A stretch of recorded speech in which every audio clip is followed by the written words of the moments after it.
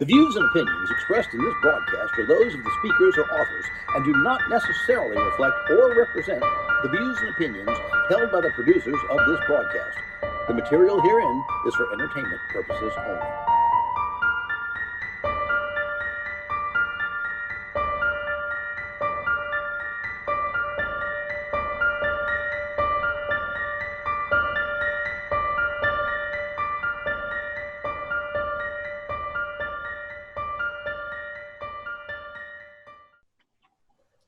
Welcome to Scary Stories with Kalila. I'm your host, Kalila Smith. Tonight we're going to delve into some really scary stories. I have one from my childhood, from way back when.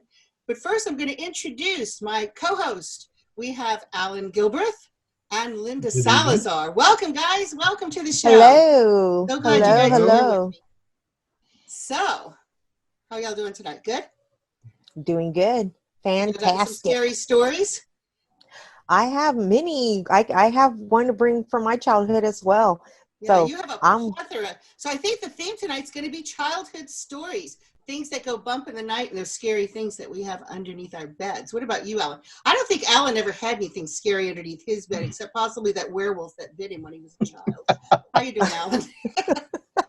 Well, back in my childhood, we had thatched mats, and we're in small tents. But it's. I think Allan came from that family. He is. He escaped the hills have eyes, and he'll have a story. It'll be about a bat or a snake or a wolf or something. But he'll have a story. But Love first, you, Allan. now, this is a story that I want to share with you guys. And seriously, this is something that I've never told anybody. Like I never mentioned it. This story actually comes from before I could speak. Now, I'm not ashamed to say my age. I'm 62. So I was between 1 and 2 years old, maybe, because I was still in a crib and I was still at an age, I was sitting up. I was not an infant, but I was still at an age where I would have been rocked at night by my mother and given a bottle. So I was probably between 1.5 years, 2 years old, somewhere up in there. And I grew up out here in South Louisiana, in a raised old cottage. We didn't have air conditioning. So on summer nights, we would open up all the windows. All the windows would be open. And there was a lot of leaves outside. My yard had a very big yard. There was a lot of trees, a lot of leaves. And you would hear the leaves rustling at night with these critters crawling around the yard. So if I would look out the window at night, I would stand up on my crib and I could look out the window and I'd see these things running around in the yard, armadillos and possums. And when it would rain, there'd be snakes, there'd be eels. There was all kind of creepy stuff in my backyard. And, that was pretty scary as it was.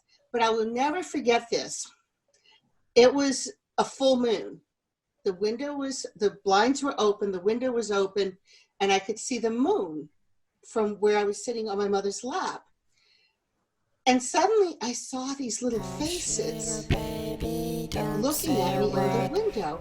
And it looked like the faces of little children, but they had like masks over their face. It looked like, I didn't know what it was back then, but if I had to describe it today, I have to say it would look like paper mache mask, if that makes sense. But it looks like the old-fashioned Halloween mask, but kind of a paper mache. Very, very creepy. And there was these little faces, and they were in the window, and they were doing this at me to come to them.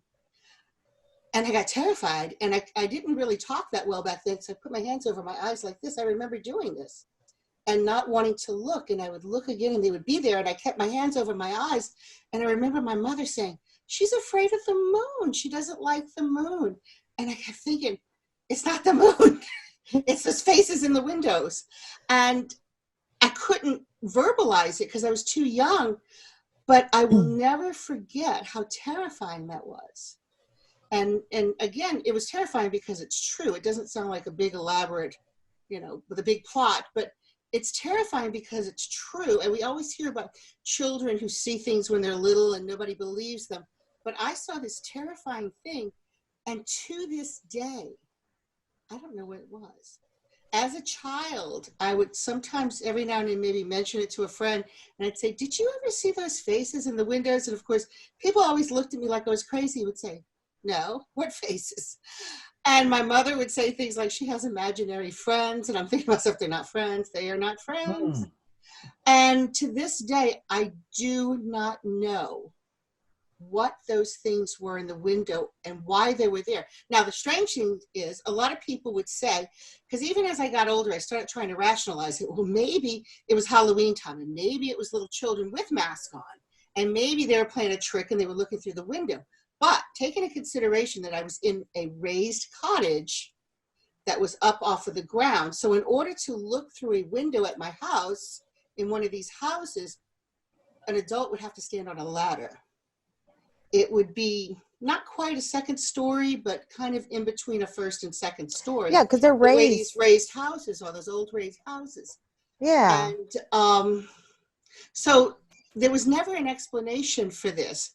But I do have to say, and I'm feel kind of silly admitting it, even to this day, I don't open up the blinds at night and look out the window, because to this day, I'm afraid of what might be out there looking back at me.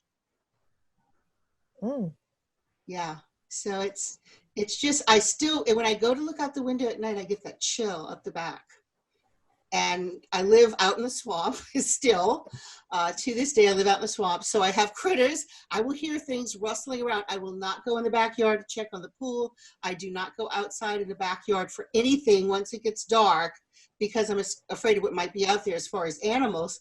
But, you know, I have those owls, those screech owls that screech at night, and you'll hear them screaming out there, and I want to look out. Mm-hmm. And when I go to raise that blind, I get that chill, and I can't do it. And you just can't do it. Just You can't do do it. not want to see what's outside. So I don't know. I would love to know if anybody out there ever has had this type of an experience where they saw something like that from their childhood, and because 60 years later, I can't explain it. Do you have an adult corollary to go with it? Have you had another experience like that? Very similar, Alan. Very similar. But I don't think that was anything meant to scare me. I think because when it happened, it frightened me at the time. But it was after my daughter passed away, as a matter of fact.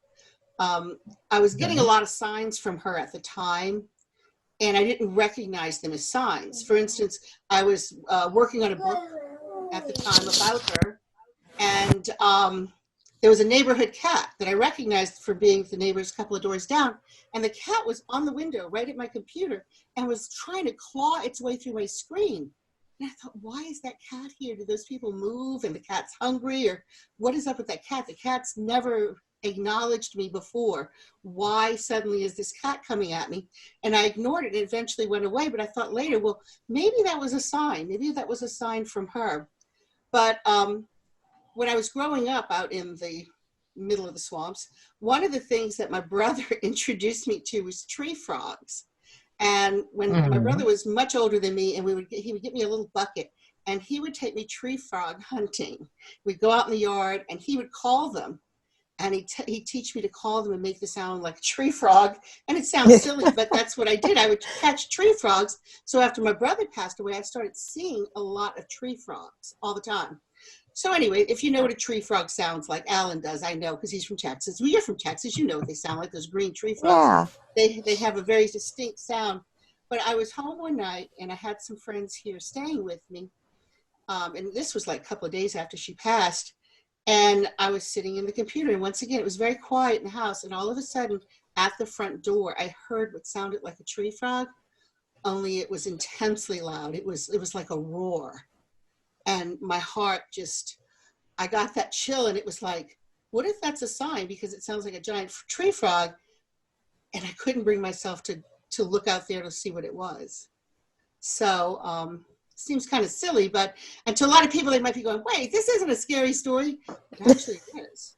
It is, because if you know what that feeling's like when you don't want to look out that window and see what's out there because you're afraid of what's going to be out there looking back at you, it's pretty intense. So that's my start off scary story for the evening. Well, I mean, I can relate to that, because growing up, you know, and first of all, tree frogs, around here, they're, I was looking at the tree frogs, and they're small. They're not that big, but they make really loud noises. I mean, you Yeah, can they're hear loud. them. They're Here very we have loud. them. They're big. They're like this big. They're like this Yeah, big. yeah. And They're so, just, and the thing about looking out the window, that's always been something of creep factor for me. Even as a child, I never wanted to look out the window. Um, Even as an adult now, there's times I don't want to look out the window, but I do look out the window because I always, I guess I am my mom's daughter. I have to find out what's going on outside. I have to beat the fear. But I had that incident happen one time when I was, I wasn't, I was like a teenager. I want to say I was probably 12 going on 13. And we were seeing, famous cable coming, coming out. And I can even tell you the name of the movie that was on, that was finishing up. And it was the one with Melanie Griffin, Working Girl. I think it was called Working Girl. Uh, that was on, and it was ending. And the funny thing is, it was ending. It was so weird. My sister and cousin were in the back room, and my sister was doing a essay for her college because she was getting her master's in psychology. And so my cousin was a typist, and so she was typing out what my sister needed. And they were in the back, and my mom was watching TV with me because there was a scary movie was going to come on. And so I was waiting for that show to finish. And I remember right at midnight, it was like it had just finished, and the movie was about to start, the famous HBO dun, dun, where it's going through the whole little, how they used to do it so loud. Very 80s. All of a sudden, I hear someone yelling, and they're yelling, saying, "Go away, leave me alone, stay away," and saying that they had a knife, and they were coming to our door banging hard. Now, I'm from a small town. Things like that don't ever happen. Everybody knows everybody. You don't have that happening. And what's so odd about that is that I saw a lady with a little boy. And I would say the little boy was probably 6 years old, running with her, coming to our door, banging, banging, and my mom doesn't hear it. And I'm like, Mom. And my mom is a light sleeper, and I was surprised that she didn't hear it, but it scared me. And I had to look out the window, and I'm like, Mom, and my mom finally wakes up, and she realizes that, well, when she looks out the window, her and I are both looking out the window. I'm looking out a certain part of the window, and she's looking out the door diamond window. We had one of those doors. And she sees a lady carrying a baby. I don't see a baby. I only see a lady with a child. My mom, being brave, she's like, somebody's in danger. She opens the door, and there's nothing. Like, I take a look away to look at my mom, like, don't open the door, because I was really scared. I mean, that was scary. Like, you don't open the door, and and then I'm getting ready to see scary movies, and it was always about Friday the 13th and all that good stuff. So it's like, oh my God, what if? And the thing is, when they opened up the door, my mom opened up the door. My sister and cousin heard the racket, and they heard me and my mom and me tell my mom, don't open the door. My mom opens the door, and there's nobody. And I'm like, where did they go? And my mom and cousin literally went outside, and they walked around the house. One went on this side, and the other one, and they walked around and met each other. I've never done that. No. I couldn't do it. But that's just the way. One, my cousin was studying to be a mortician, so for her it was no fear. My mom was a nurse, so she grew up out in the ranch and everything, and so things like this was like, okay, well, let me see what's going on. Okay. Ladies with no fear. But for me, I was like, oh my God, and to this day, I sometimes have that fear of looking out because I'm afraid, what am I going to see out there? But I know. Yeah. I have my mom's strength to say, you sometimes have to figure it out and be ready for anything. Well, I'm not ready for Well, those I little tell you paper what. mache faces to come back at me. That was horrifying. Now that's a little creepy. I don't ever want to see those things again. I don't know what they were, but they were. Well, we'll dive into more about faces in the dark after we come back from this break. Submitted for your approval. New Orleans. Seductive, magical, mysterious, and haunted. There is no place on this earth with as much ghost and vampire activity as New Orleans. Imagine, if you will, a tour. A tour that takes you to sites in the French Quarter of actual documented hauntings.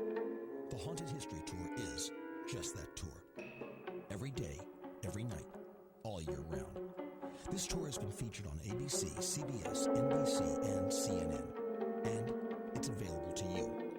Are there ghosts and vampires in the French Quarter? Find out by taking the tour that everyone is talking about. The Haunted History Tour.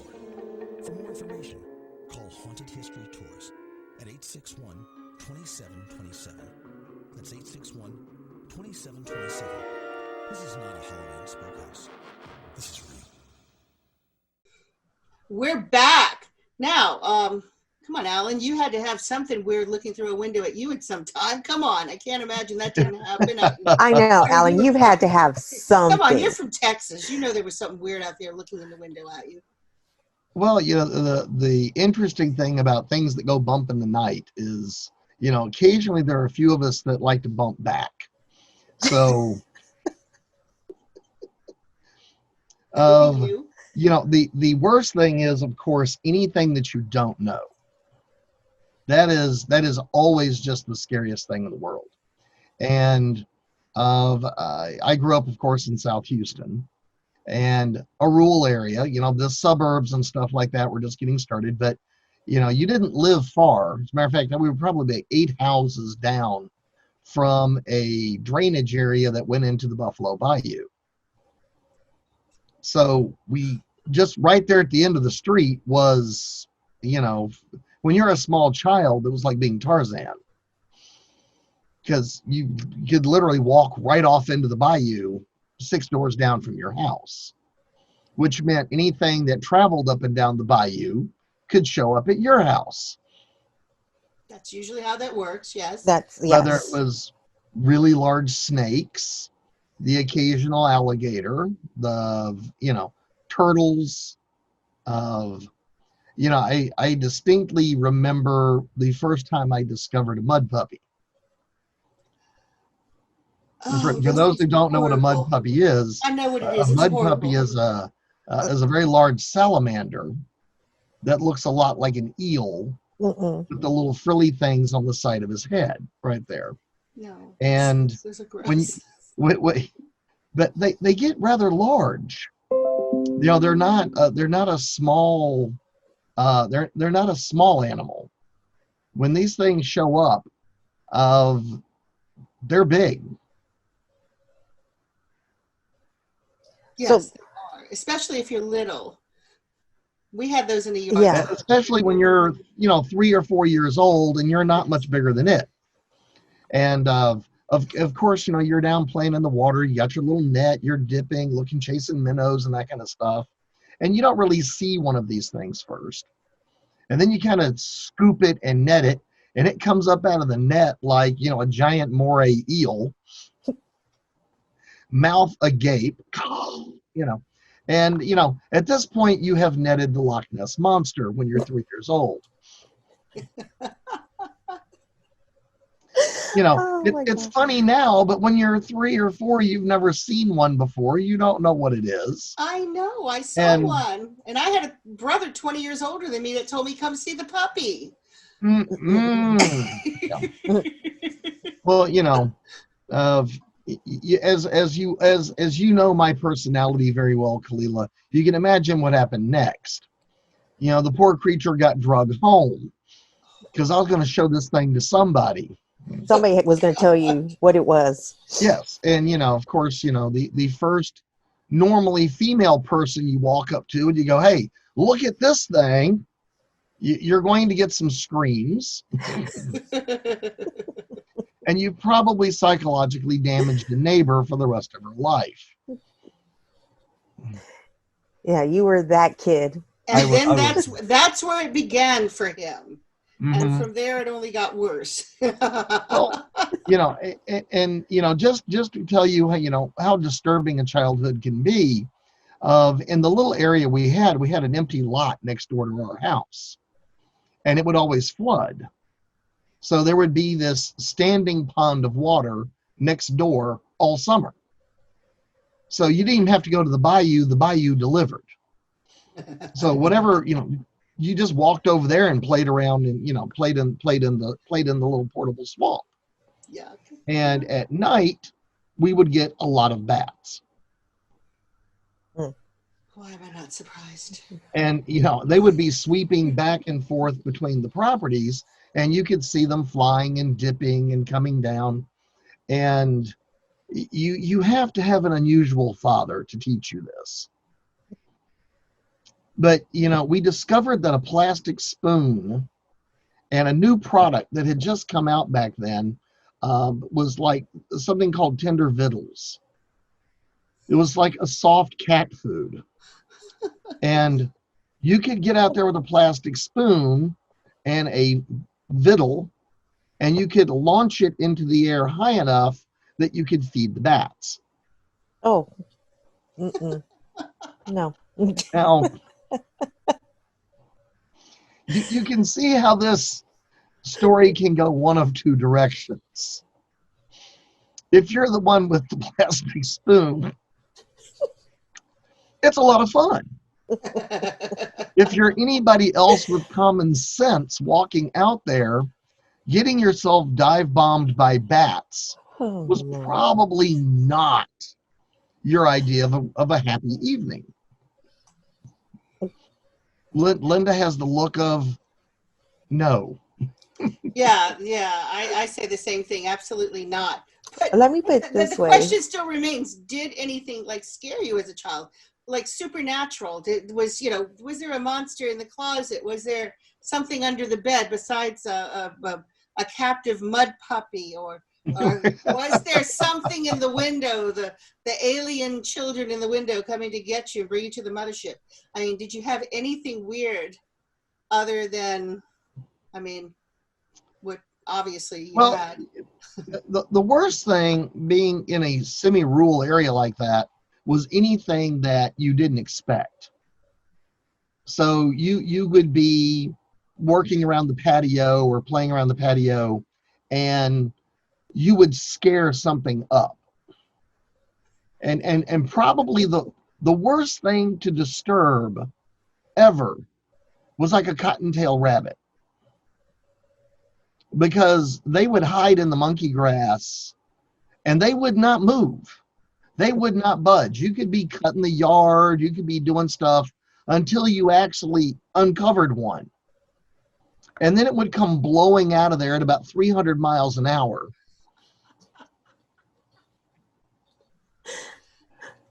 And it's a heart-stopping thing.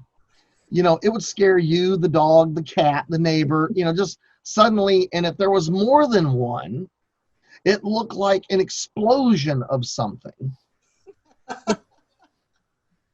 Suddenly there are little furred creatures flying up out of behind this bush. And, of course, all you're doing is staggering backwards, trying to get your eyes to focus to see what the heck these things are. So, kind of welcome to the surprise of living, semi-rural, especially back then. And, in the terror department, I get to look at Linda and say, all right, Linda, as a kid, do you remember those wasps called Cicada Killers? Yes, I do. Yes, notice she leans back in terror. Because the world has warmed up, they've actually moved as far north as Memphis. So I'm having to explain to poor Tennesseans what this 3-inch long armed helicopter is when it goes flying around their backyard in a search pattern. Because they're big, they're huge, they're like 3 inches long, they're black and gold, they're actually a very beautiful insect, but it's monstrous. It's this giant wasp. And the bad part is they don't care about humans. They could care less. If you are in the flight plan, you could get bumped. Lynda's, I'm not making this up. Lynda's like, if you happen to be in their way, they don't care. Mm-mm. They will fly up to you and sit there hovering until you move, and then they'll fly by. And as I tell everybody, this is an insect that is never going to hurt you. It will, however, make you hurt yourself, because you have a giant 3-inch wasp flying at your face. And, again, these are a tunneling insect also, so they live in little burrows on the ground. So you're out playing, again, go back to being 3 or 4 years old, you're playing, the ball rolls over under the tree, you run under the tree, and 5 or 6 giant 3-inch wasps all pop up out of the ground to see what you're doing. It has a tendency to motivate you to go somewhere else other than being under that tree. They will motivate you quickly. They don't try to scare you. They're not trying to sting you. I mean, they're not jerks like red wasp and yellow jackets and brown wasp who just sting you for the pleasure of it. They do not want to sting you. They want nothing to do with you, but they also don't want you hanging around their house. Exactly. And the thing is, they pop up out of the ground. So again, you're minding your own business, doing your own thing, and suddenly you hear as these things rise up, at which point in time we'd have to go catch Kalila, because she would vacate the area immediately. Oh, absolutely. There's no way. There's just no way. I'm just going to say, I can certainly see with that as a childhood, is that being your scariest experience. I got it. I get it now. I get it now how you turn into the skeptic that you are. Well, the trick is something went bump in the night. You went and looked until you found out what went bump. And with you, it was always an animal. But that's the first thing your mind goes to. It goes to the animal. See, the first thing my mind goes to is some freakish, demonic little children with really scary mask-like faces coming through the window, beckoning me to come out to play with them. I mean, well, what I'm trying to figure out is you never heard any, because I know in Houston area there's a lot of old folklores. There's also a lot of neighborhoods where they claim poltergeists happen, and there's even places where they say is most haunted, like park and stuff that happens all the time. Yes. Herman County is renowned with that. You never went to go experience that and had an experience, Allan, like something that, yes, it made you the skeptic, but you also understand that there are some truth to it. I mean, I know that nobody can be 100% skeptic. I just know nobody can be 100% skeptic. Well, that's because you don't know Allan very well. But anyway, I believe Allan is hiding a secret, and he has to keep himself as 100% skeptic. Hiding some secrets, all right. But I don't know if any of it's had an experience. Supernatural, but I don't know, Kalila. I think he had an experience. Growing up, realizing that I'm a psychic, I'm a medium, and it all kind of connected the dots for me, because I saw things all the time in my house. I didn't see scary faces, but I saw people walking around. I saw little children walking around my bedroom late at night. It's really funny because lately we were talking about reptilians. We were kind of making jokes about, there's this prior, thing about some people being reptilian, and we don't judge, but we posted it. And I it was remember kind when of the movie amusing. V came out. Well, there you go. But, it really brought my mind back, because I can remember, again, as a small child, I remember seeing this very reptilian thing just walking down the hallway. And it was dark, it was at night, and it was just the shadow of this thing. And it was huge. It was bigger than the adults in my house. It was much huge. We had high ceilings because it was an old house. So, this thing, was probably 7-8 feet tall, maybe, compared to the people I was in the house with. But the striking thing about it is that when it walked down the hallway past the den where I was, I'll never forget there was this long tail coming off of it. And I when we just come loved to back, watch we'll the find out tail. more about Kalila's reptile person. Step beyond the veil that separates our world from the world of the spirits with me, Kalila Smith, as we uncover the mysteries of the afterlife. This is a spiritual journey as we try to discover if life really does continue after the physical death. Are after-death communications real, or do we imagine them? Get my book, Afterlife Mysteries Revealed, and find out. Afterlife Mysteries Revealed, available on Amazon.com by Kalila Smith. We're back. And, like those kids in the window, I never found out what that reptilian thing was going down the hallway. But when I see those Did you things, actually hear it or just see it? I just saw it. I didn't hear anything. I was a little kid. I'm playing in this little room it wasn't really the living room. It was like a little den. It was on the other side of the hallway was my bedroom. And I'm playing in this little room, and I hear someone coming down the hall, and I look up, and there's this thing, and it's just a shadow. And I just stood there and I watched it, and it didn't seem to be aware of me.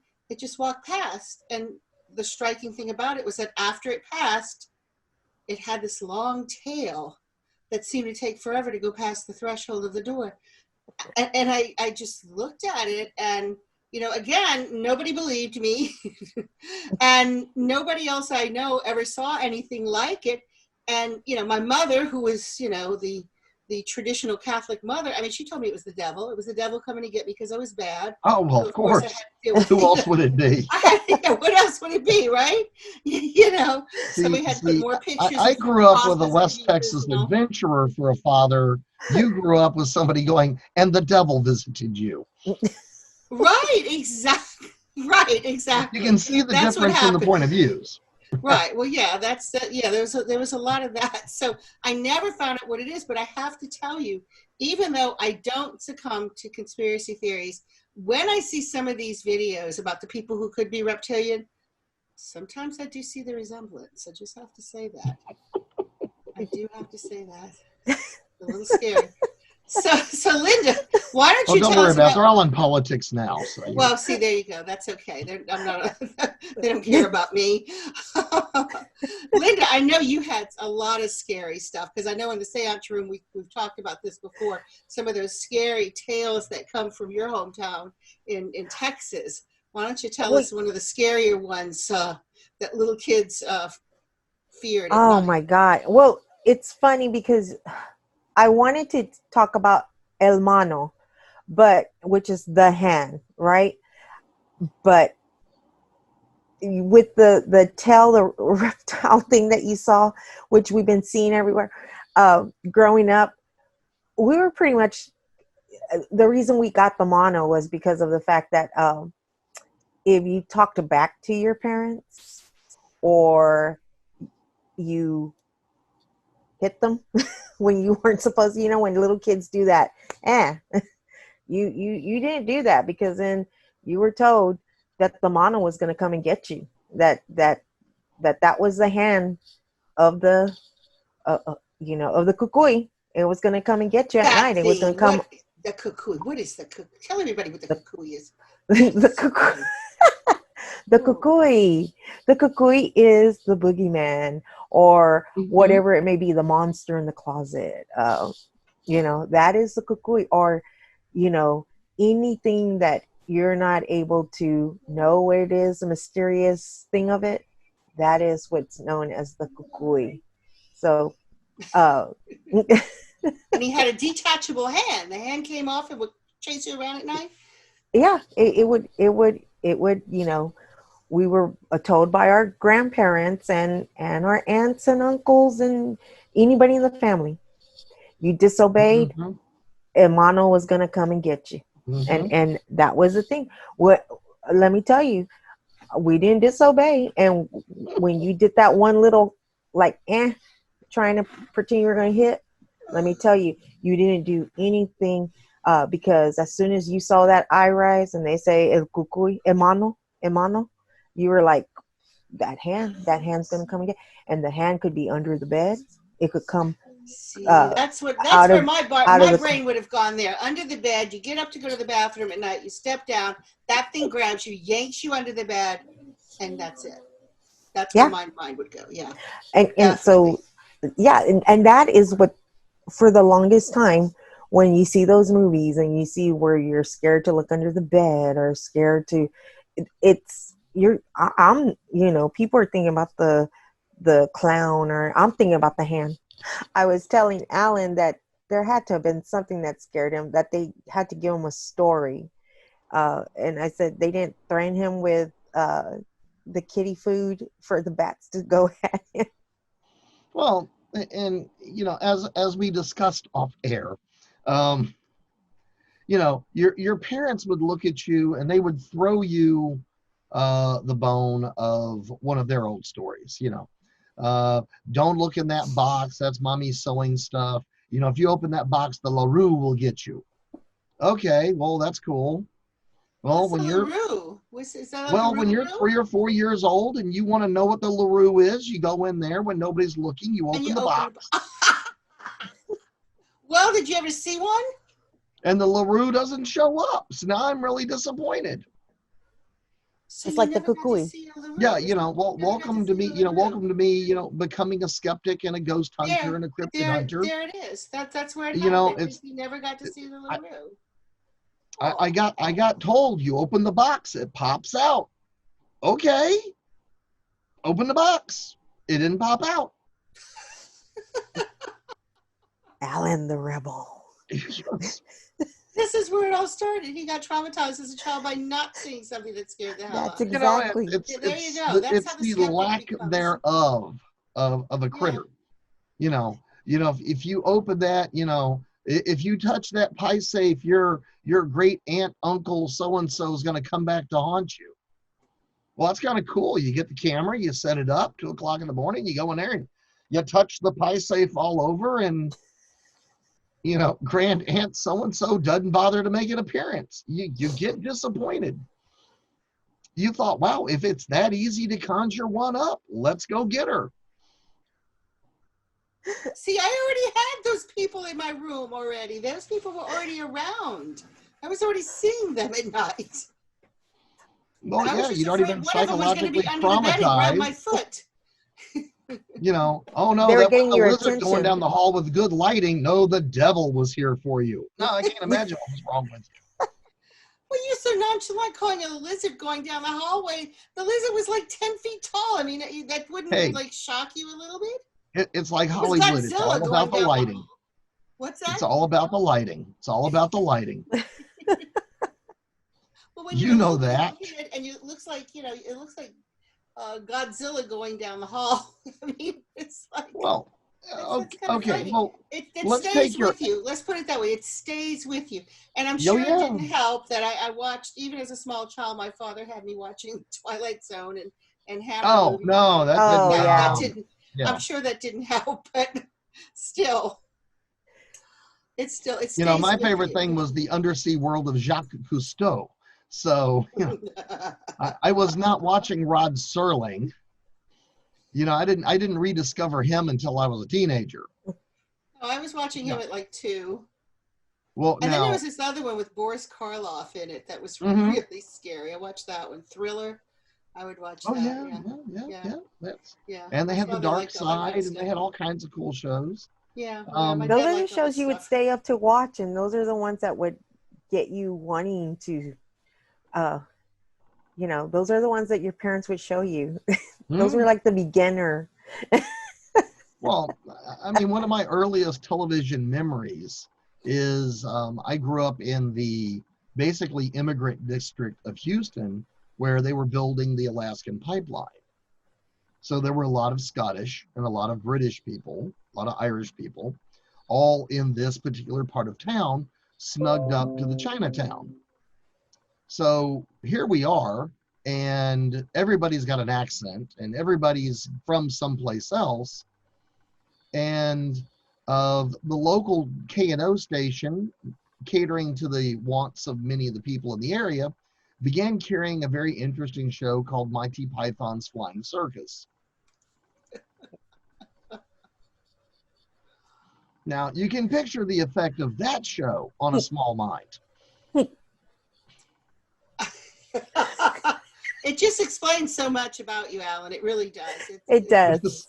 It definitely explains. Now I understand so much more about him, It's, there's a fear gene somewhere in there. And I will freely admit, I can be surprised. Something can jump out of the box. Something can fall out of the closet. Something can surprise me. But, now if I'm trapped in a room with a lion, yeah, we're probably going to be a little scared. If I'm outside the room and I know the lion's inside the room and I have the catch pole, it's a fair fight. So, this is why I approach the paranormal like I approach pretty much anything else. It's kind of like, okay, well, if they say if I touch the door, it's going to pop out. Let's go ahead and get it to pop on out. Come on. And it doesn't pop out. What can I say? Allan is the Crocodile Dundee of Texas. the paranormal. The paranormal. He really is. He really is. But I'll tell you the difference in that, Allan, is like Allan uses the analogy of, well, if I'm in a room with a lion.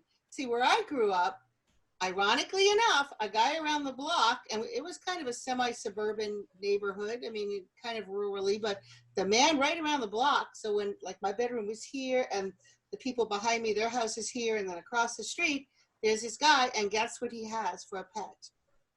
A lion. Mm-hmm. So I actually grew up with the windows open and at night hearing the lion roar. And we would be looking and at people each other wondered why as a small child you saw things. I can't imagine. You would hear the lion roar, and you'd walk around the block. We'd walk Really? around the block to go see what that is, and we would see the lion in the driveway. He had like just a 4-foot fence, and the lion is in the driveway in this big cage thing. And all the little kids would go and we'd be looking at the lion, and my parents would tell me, don't go back around there. Those lions eat little children. So you're laying in bed and you're hearing the lion roar coming from right behind, your house. Mm-hmm. And it's hungry. 3 feet away, and it's hungry, Yeah. and it's nighttime. And, I mean, do you blame me for not wanting to go out in the backyard now? I mean, it's like I grew up with a lion right around the block that eats little children. So, I mean, I forgot Now that story. That is the scary story. You could be taking a walk around the block, and the lion could get you. It really is. It was scary. So, that there were some scary things out there. Here's my lion true story for you. You ready? And then we'll take a break and be back. But my lion true story is, myself and another gentleman were visiting a wildlife broker. People that sell exotic animals to zoos and that kind of stuff. And we are walking by a very tall fence with a lot of bamboo on it. What we do not know is that there's a very large African lion, a male, on the other side of that fence in the bamboo. So we're walking down this long fence. And as we come around the corner, you round the corner to where there's no more bamboo. There's just fence. And as we round that corner, I'm walking to the outside. The gentleman with me is walking on the inside. We turn the corner, and the lion is right there and goes, oof. Yeah. And the gentleman with me passes out. Just blam, hits the ground, stiff as a 2x4. And I swear the lion smiled.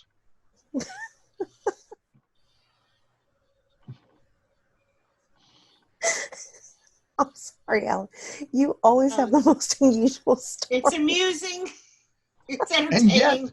But there's nothing paranormal. This gentleman was probably in therapy the rest of his life. He probably is, and he's probably afraid every time he thinks about a lion or sees one. But, I'm thinking every time he hears a loud cough, he dives for cover. It didn't roar at us. It just kind of made this lion barking sound. Just oof. And are you sure it wasn't just a big dog? Lions. No, this was a very large African lion. The lion makes that sound. I think didn't Yes, they it know does. do. why. I don't They think make it a does. loud cough sound. Did you ever see that picture of the dog with like the lion Yeah. lion costume Yeah, on it? You sure yeah. it wasn't that? No, I think it was no. that, Alan. I really do. I think it was All that. right. We're gonna We're take going a to take a break. break. We're going to take a break, and we'll come right back as they harangue me about my misidentification of a lion. Follow me, Kalila Smith, into the mysterious world of spirits. Searching for Spirits, the ultimate guide for ghost hunters, is a concise how-to manual for anyone who enjoys a good ghost hunt. Learn the history of spiritualism, learn what a ghost is and what is not. Learn the truth about poltergeist. We'll also delve into the realm of spiritual beings that never were human, the world of demons, real vampires, and we'll look at some real case studies. This is a must-have for everyone interested in ghost hunting, from the novice to the expert. Completely updated in its second edition, this is one of the first guides for ghost hunting based on actual first-hand experiences. Available on Amazon.com. Searching for Spirits, the ultimate guide for ghost hunters by Kalila Smith. All right, and we are back. And Alan, I'm still not convinced. I mean, are you sure this wasn't a chow with a wig on? I mean, come on. If a chow is 5 foot tall and weighs 500 pounds, it was a chow. So this was a neighborhood. Was this a neighborhood that you were in? No, this was actually a farm. This was an animal broker. What are you, hanging out with a Tiger King? I mean, come on. Well, we were there to pick up an emu. Bada bump. And it could happen. It could happen. Oh and my they do God. have emu farms, so there we go. But Well, anyway, they have emus. All right. You want something really scary? Back in the late 80s and early 90s, there was a fad of alternative meat, and people began raising emus and ostriches I remember that. as a red meat Mhm. substitute. Wouldn't So a it be lot of white people. meat since they're birds? I mean, wouldn't they be kind of like a No, big chicken? it's a red meat. It is a very, very Strange, lean very red strange. meat. It's quite tasty, as a matter of fact. Doesn't taste like chicken though. No, it does not taste like chicken. It tastes a little bit like a cross between lamb or goat and cow, but it's very, very, very lean. Interesting. So, No, I never had that, but I do know that there was a lot of people here on the North Shore that had. and what did they do with them after they couldn't sell them? What do they do with them after they sell them? Well, what happened when they couldn't sell them? What do they do with them? I don't know. Let them loose A in the lot of swamp? people just turned them loose. Okay. All And right. they escaped. Now that So- leads me to my swamp monster story. Yes, it does. Because at the time, this is before the internet, and at the time, a lot of people thought that maybe that's what I saw was an ostrich or an emu, but I know that it wasn't. This was this was in the, I guess, the early 90s. It was the early to mid 90s. It was before we had internet. There was no internet yet. And I was coming home from a house party, and I'll never forget this. It was February. It was in Picayune, Mississippi. Been there many times. You know where Picayune is? I have. So I do. It's north of, for those who don't know, it's north of New Orleans, northeast of New Orleans, and about 2 hours away, maybe hour and a half away. And it was late at night. It was between 12 and midnight and 1 a.m. And it was February. It was very, very foggy. It was an extremely foggy night. And I drove a minivan. I was driving a minivan back then. And I was driving down this foggy interstate, going 70 miles an hour. Not a lot of traffic out that time in the morning in Picayune, Mississippi. And the fog was so thick, you could not see beyond where your low beam lights were. Now, suddenly I come past something. Now, you got to realize, you're in a van, so as your lights are hitting it, you can see those little lines on next to you in the lane. I was in the far right lane. I had just passed an exit that said next exit 5 miles, because I was getting ready to enter into what's called the Honey Island Swamp, biggest swamp down here, Mhm. and the home of the legendary honey swamp monster. Now, I had heard about this my whole life, and people always said that there was a swamp monster out there. And in Louisiana, your swamp monster was, kind of like a Bigfoot creature. So I'm traveling down this road, and suddenly I practically sideswipe something that is standing, like the 2 feet standing right over that dotted line. And I'm in a van, and this thing was so tall, all I saw were the legs. So whatever it was taller than my van was. And I go past it 70 miles an hour, and I'm like, what in the, and I look in the rearview mirror, and all I see is darkness. And suddenly I get that smell, that wet dog smell that people say they smell when they encounter these kind of creatures. And I smell that smell. And of course, my first impulse is, I got to go back. I got to turn around and go back and see what that was. And then I realized there's not another exit for 5 miles. If I get 5 miles down the road, come back, go another 5 miles, make a U-turn and come back up. What if I'm driving down the road and I hit it? Then what? Or what if it's not there? And it was really strange. I'll never forget this thing. The legs were fuzzy. And the only way I can describe these legs were it was a light color. It was not brown, like traditionally you see people talk about the Bigfoot and it's brown. This looked like dirty lamb's wool. It was kind of not really white, but a kind of a grayish white.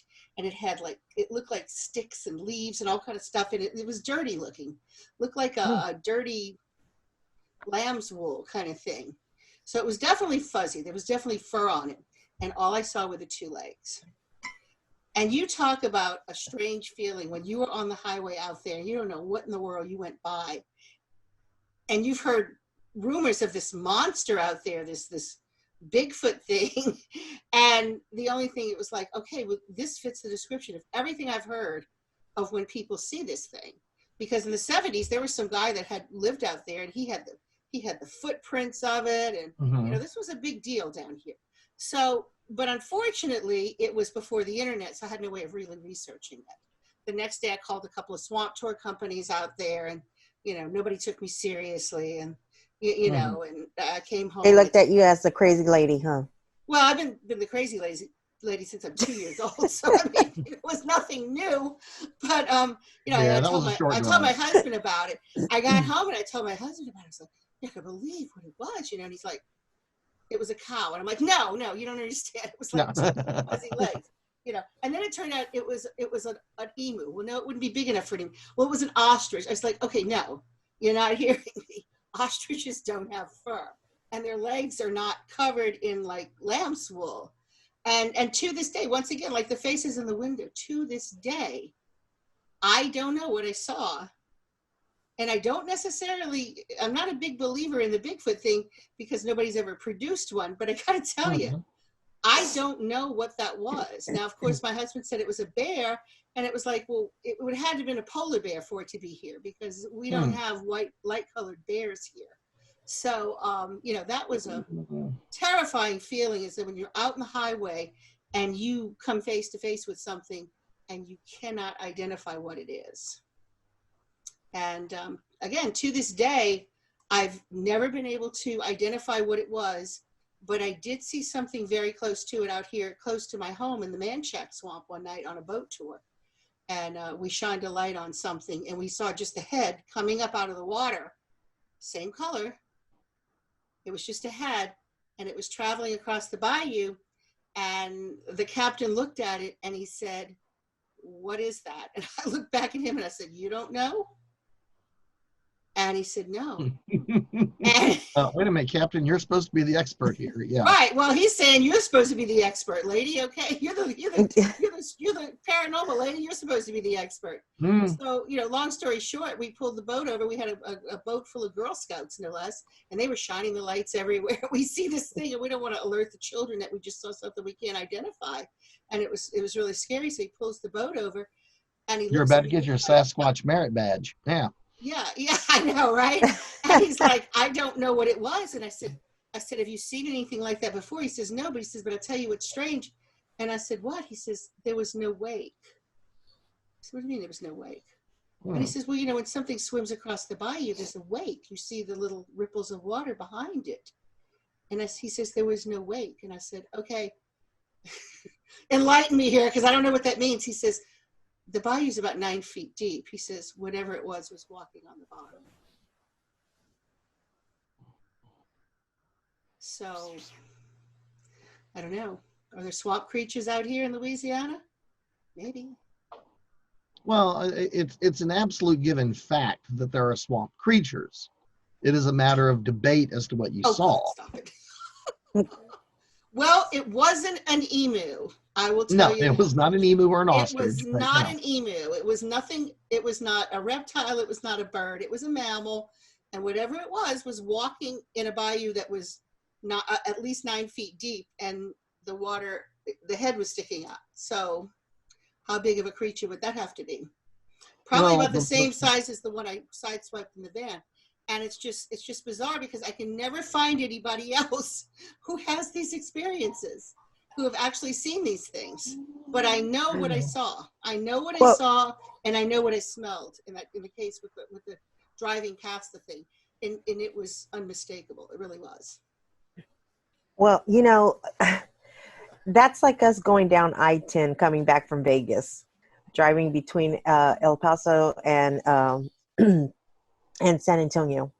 And there is, if anybody's taken that drive, you all know that that is the longest drive, and there is nothing out there. And we happened to stop at a gas station, and the gas station was like one of those little creepy gas stations. You have to, you know, we put gas, we did what we had to do, get in. It just was like one of those creepy things where you just don't know. But we were driving down the road, you know, we picked up speed and we were heading back to San Antonio. And I'm not a big believer of Bigfoot or anything of that nature as well. But let me tell you, we encountered something strange that just went running straight across on the highway as well. And at one moment.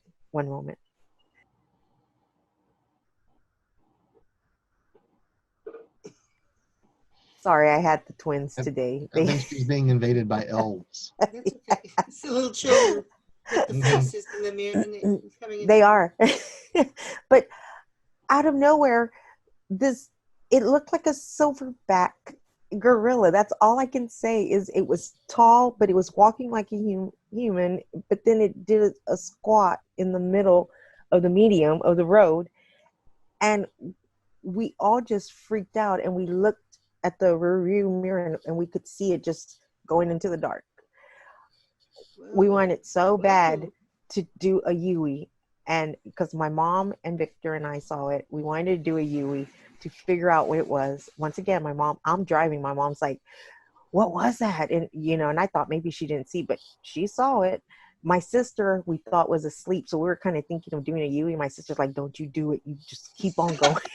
No, because you could hit it. What if you hit it and then what? But I wanted to know what it was. I mean, I still want to know what I saw, but I don't want to go looking for it. Now, I did one night. I did go out in a boat with some people one night in the Manchac Swamp to try to find it.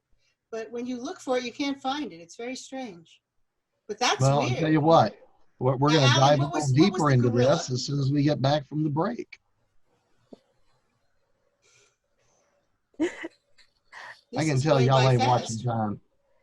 No, yep. see, 12 minutes ain't nothing, y'all. I'm telling you, 12 minutes is nothing. Oh, and I forgot that I had oh, wow. Look at that. Don't worry about it. Just bring it back in. We're rolling. We're on the money here. All right, we're back. So, Allan, come on. You're our cryptoid guy. You're the animal guy. Yeah. You're the guy who did all the animal things. I mean, you're the guy we call. I mean, who are you going to call? You call Allan. So what do you think, Allan? I mean, silverback gorilla in the middle of Texas. What happens? What do you say about this? I will relate a couple of related stories as well. Of course, out in West Texas, you have the legend of the leopard cats. Of big felines out in the desert. Now we're back in the 50s, 60s, and 70s for this legend, and at the time nobody, this was the great cryptid out there. You'd be driving along out around Midland, Odessa, or further out as you headed further west, and as you head further west, as you drive towards Vegas, let's just say the scenery gets less and less and less. You got more sand, less trees, more cactus, flatter ground. It's really easy to get bored. Your mind can wander. You're just driving and driving and driving. On one particular trip, the infamous legendary leopard cat, we saw it running from way across the valley. I mean, we saw this thing for like 5 minutes. Ran all the way down through the valley, ran across the road, ran up the other side of the valley as we were driving down. And, of course, this is before we had camera phones and stuff. So, of course, the trick to a lot of this, when you think 50s, 60s, 70s, 80s, 90s, even into the 2000s, we just all weren't carrying cameras at the ready. You had to be a professional photographer to have a camera in your pocket, locked, loaded, and ready to take a picture. Right. And then you had to have the picture developed. And if it was moving, it was shaky, it was fuzzy. We didn't have the technology we've had the last 10 years. But people don't drive down these little forgotten highways and stuff as much anymore. Mm-hmm. Now we have the big, the Eisenhower project, the great interstates and stuff. So a lot of times you're not out on these little lonely highways, and you're not prepped and ready to record any evidence. Now, of course, I'm watching a Discovery Channel show in the 2000s because camera traps are now a big thing. Mm-hmm. We have trail cams looking for deer and that kind of stuff. Well, instead of staking out your cornfield, let's go stake out a wilderness area out in Arizona and accidentally get the picture of a jaguar. Oh, congratulations. There's a great big leopard cat. So right. Well, yeah. You and I have argued this in the past. When does a cryptid become a reality? And, for the 50s, 60s, and 70s, and 80s, just because somebody didn't shoot one didn't mean they weren't out there. So, one of my early memories is this great big giant cat running for numerous minutes all the way across and then disappeared out the far side. Well, 25 years later, I'm watching the Discovery Channel and they're going, oh, by the way, these things are here. So you get a little validation stamp on your cryptid sighting. Another childhood memory was visiting a ranch where the gentleman had the last remaining Texas wolves. He had them in captivity. And of course, I'm a little kid. I'm walking around and I noticed one of the big doggies was out. Oh, no. So I went and told the dude, hey, one of your big doggies is out. Can I go play with it? And the guy turned dead white. I mean, just like, there's a what? So he's literally running over to the pens where the wolves are. And, 1, 2, 3, 4. I have 4 wolves in the pens. So, kid, what did you see? So I'm like, no, come here. You got to come around this side. Now look right back there. You got another doggy right there. Well, guess what? It was a feral Texas wolf. Not supposed to exist. Not supposed to be there. Got drawn in by the scent of the others in the cages. Where'd it come from? No idea. So, a cryptid got made reality. So when we go to the swamp monster sightings and that kind of stuff. That was going to be my next question. Yeah, I mean, the first thing we got to look at, though, is simulacra. What looks like something but may not be something.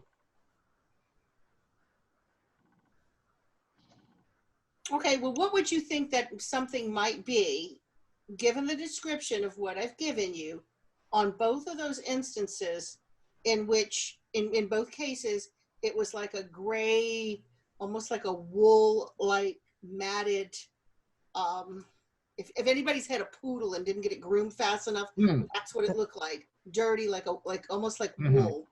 I mean, what would be your guess? What would be your educated guess? What would be the logical explanation for that creature? Well, the problem is it's probably not that color fur. That's how it appeared in that lighting. So like if something was very light colored and it was wet, it would look very dark. So if you had something, as you said, very dirty, all covered and coated in something, now we can get that nice light color. And yes, you do have black bears that can be a cinnamon color, and you could even have albinos. So, can we get to the color? Yes. What you saw at 70 miles an hour in the dark is really hard to nail down.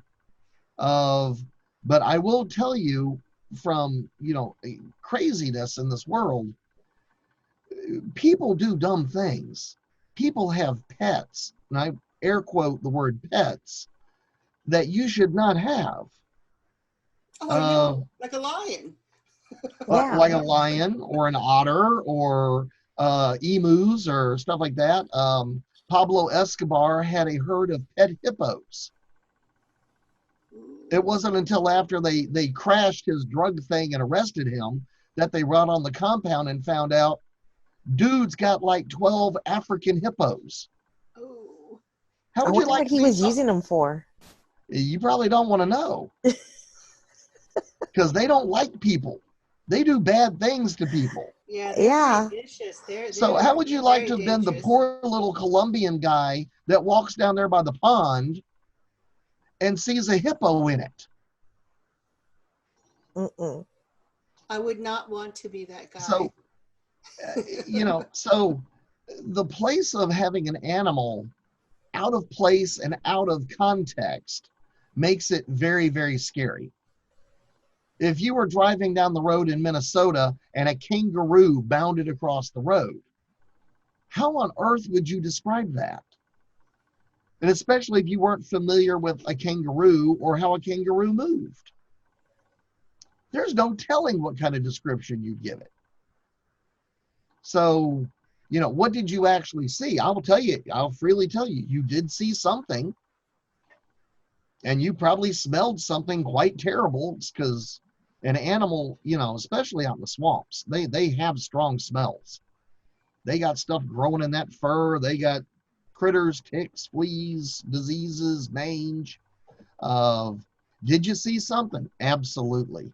Were you wise not to go back and bother it? Yes. Well, yeah, it was terrifying. You don't need to do that. But, I'll safely look at you dead in the eye and I'll say, I definitely believe you saw something. But until we could recreate that or go in and see the speed and the angle, and now what did your mind try to tell you? Because the human brain thinks in patterns. We don't like things we don't understand. So that's why people lost in the swamps see monsters everywhere. Watch any Disney movie as they turn a tree stump into a monster. And when you go back the next day in the daylight, it's just a tree stump. And I've seen some pretty scary, jacked up looking trees in the daylight. I can only imagine what they look like at night. So, the takeaway of this is, if you see something, can you safely get a better look? If you can't safely get a better look, guys, it's going to be a great, scary story. But it's going to be just that. It's just going to be a story of, until it can be investigated, it can be repeated, or you can find it, or you have some evidence. But the problem is, driving by someplace at 70 miles an hour, you're just going to get that quick look. And then you're by it so fast. Even things that we normally recognize. If a deer is at a funny angle and there's a street sign maybe behind it in your vision, now you have this weird shape coming up. that doesn't look normal, but it moves. You know, if you'd have driven by it at 3 o'clock in the afternoon, you've been like, oh, look, there's a deer in front of the Bob Evans sign. But at 2 o'clock in the morning, you see what I mean? At 2 o'clock in the morning, your mind is trying to make sense of what it sees. And, you know, if the buck and bass sign has got a deer on it with horns sticking out the top of the sign, and you see a deer dash in front of the sign at 2 o'clock in the morning, you know, my God, But you know it's a deer. I saw, well, but I just saw a 12-foot yes, tall deer. Say that. You know it's a deer. Yes, but it's a 12-foot tall deer. It's monster deer. No, it's still a but deer. If you had to guess it, so you're saying that this could have been a bear. This could have been a bear standing on its hind legs, because bears do that, right? They do that. You know, I've driven by bears before out in, you know, going through the Smoky Mountains, and I find it odd. Right? Right. You know, I do find it kind of odd that when you start going by, they will stand up and look at your vehicle. We don't really. We don't see bears down here so often, though. That's the thing.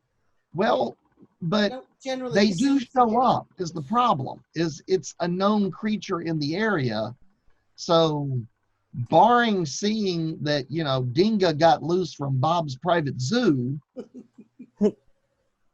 And as we've all seen from, what's the movie, Tiger, whatever, what's the horrible movie Tiger right now?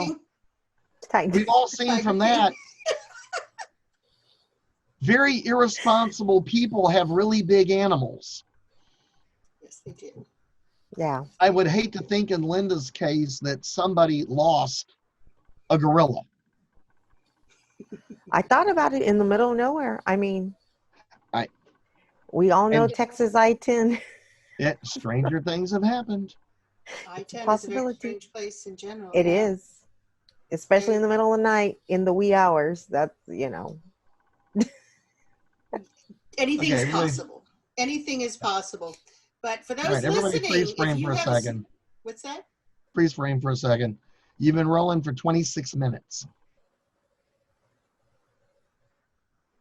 When did y'all want to end the broadcast? Okay, we're going to end it now.